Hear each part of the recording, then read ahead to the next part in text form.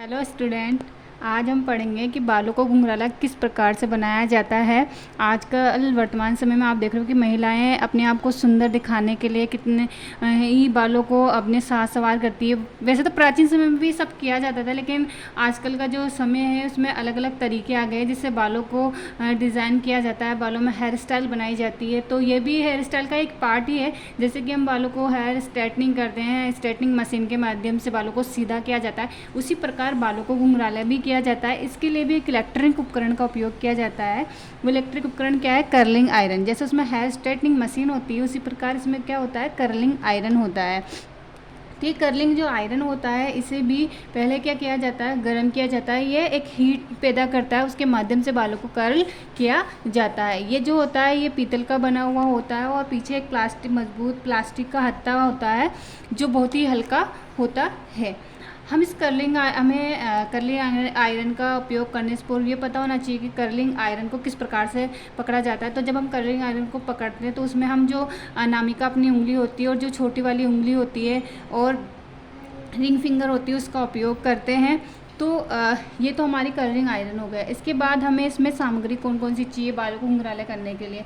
तो वही सब कि हमें एक तो कर्लिंग आयरन तो चाहिए ही होगा, ठीक है। इसके अलावा हमें एप्रिन चाहिए होगा, कॉम्ब चाहिए होगा, है ना, और आपके गर्दन पे रखने के लिए एक पट्टी चाहिए होगी। इस ये सभी सामग्रियाँ चाहिए होती है। इसके अलावा हम इसे करेंगे किस प्रकार से? तो सबसे पहले क्लाइंट को आपको बालों में शैम्पू करवाना है, बालों को सुखाना है और क्लाइंट को एप्रिन पहनाना है। उसके बाद बालों को चार जो भी सेक्शन में डिवाइडेशन करना है, 4 सेक्शनों में डिवाइडेशन कर देना है।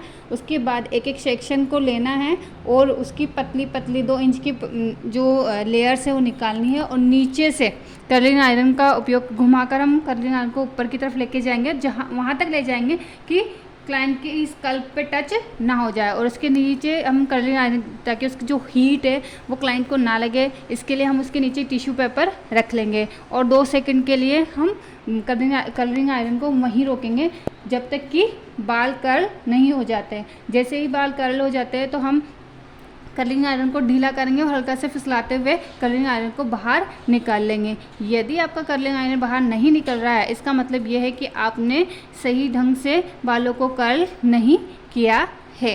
तो ये हमारी कर्लिंग आयरन करने की विधि हो गई है।